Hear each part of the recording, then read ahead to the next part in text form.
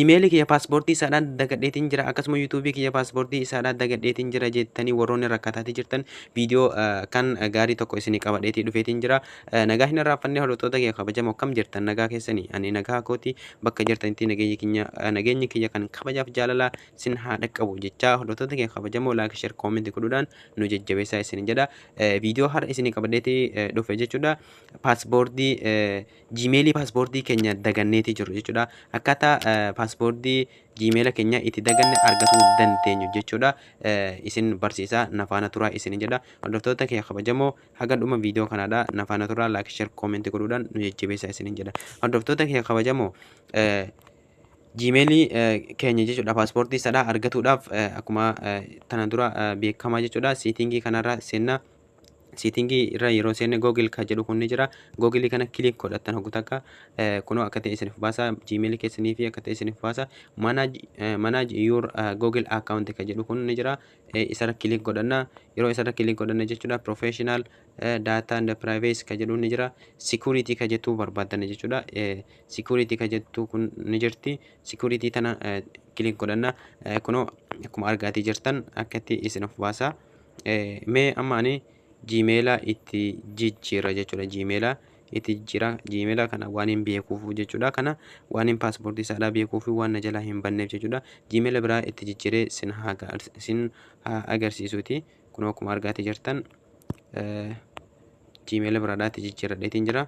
Hordoftoota kiyya kabajamoo Gmaila biraa itti jijjiiradheetiin jira. Mee paaspoortii Gmaila kanaadhaa dagadheetii jira. Ammani paaspoortii kana jechuudha. Kabiraadhaa itti galchatuu danda'a jechuudha. Kabiraadhaa paaspoortii jadiidaa itti godhatuu danda'a jechuudha. Kunoo Gmail kiyya kunoo kana akkasuma immoo akkuma argaatii jirtan kana jechuudha.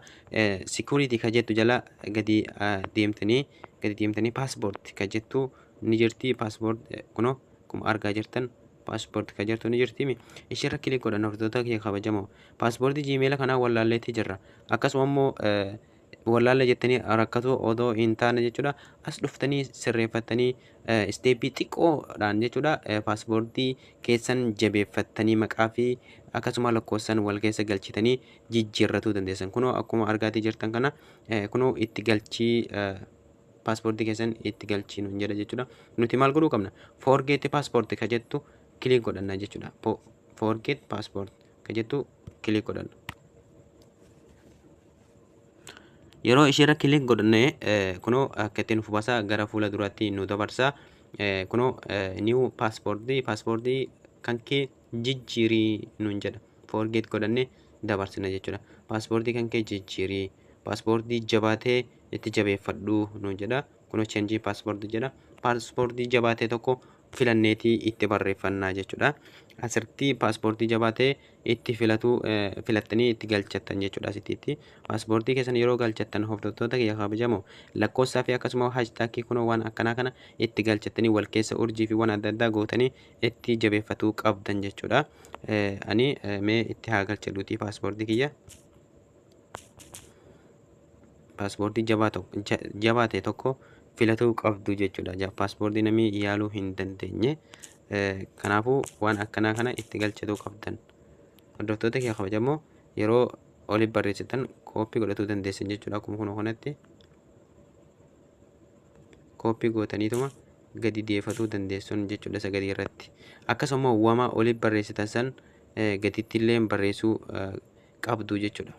Waanuma oliif barreessitan san gadittis barreessuu qabdu. Kunoo akkuma argaa jirtan paaspoortii jabaate tokkoon filataatii jira kan namni hin jechuudha banuu hin dandeenye yaaluu hin dandeenye jechuudha. Kanaafuu yeroo itti galchattan akkattiin isin jechuudha ija mallattoo ijaa tanarra keewwattanii sirrii fi sirrii ta'uu dhabuu akkasuma wal fakkaata asitti wanni beektanii wallaalle sanduuqa lama kanatti jechuudha. Wama olii guuttan gadittillee guuttanii jechuudha.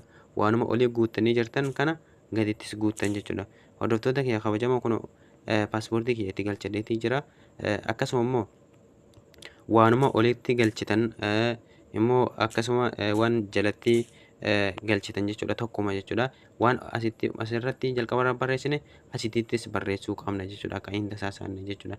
Kanaafuu achi booda cheenjii paaspoortii kan jettu ni jirti. Cheenjii tana tuqannaa jechuudha. Cheenjii yeroo tuqanne gara fuulduratti nu oofa jechuudha. Paaspoortii keenya jijjiirranneeti jirra jechuudha. Paaspoortii keenya jijjiirrannee jirra. Ka duraa osoo hin taane kas duraa wallaallee forget godhannee irra dabarfannee paaspoortii jadiida jechuudha jijjiirranneeti jirra jechuudha. Kunoo gara fuulduraatti nu dabarsa get start kan jettu ni jirti. Get start kan jettu tana kilik godhanna. Hordoftoota kee kabajamoo kunoo akkatti nuuf baasa. Add phone number kan jedhu ni jira. Kanarratti phone numberii recover gmailii yoo feetan ni galchattan jechuudha. Ammani kaayyoon paaspoortii jijjiirruudha jechuudha. Paaspoortii keenya jijjiirranneeti jirra hordoftoota kee kabajamoo. Akkuma argaa jirtan kana paaspoortii duraan wallaallesan jijjiirranneeti jirra jechuudha. As dhufneeti paaspoortii duraan forget goonee irra dabarfanne san jechuudha. Forgetii godhuu hin qabnu jechuudha. As dhufneeti irra itti galchachuu dandeenya jechuudha. Kanaafuu paaspoortii keenya itti galchineeti jirra. Paaspoortii keenya osoo nama hin kadhanne akkasuma gmailiin keenya paaspoortii isaadhaan wallaalle jettaniiti rakkatuu hin qabdan jechuudha. Kanaafuu forget gootanii irra dabarfattanii akka ittiin paaspoortii keessan jabeeffachuu qabdu isin jedha. Barnoonni kiyya har'aadhaa kana fakkaata. Hanga viidiyoo biraatti walitti deebinutti nagaan jiraadhaa. Subscribe, like, share, comment godhuudhaan jabeessaa.